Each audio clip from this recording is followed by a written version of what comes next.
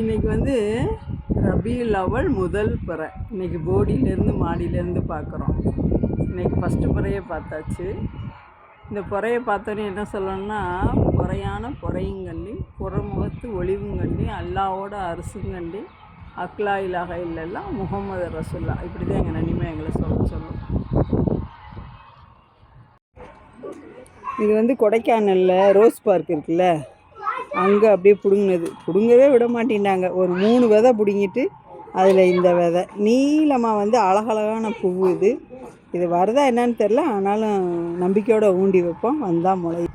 இதை வந்து தங்கச்சி வீட்டு மாடியில் போடியில் ஊண்டி வைக்கிறோம்.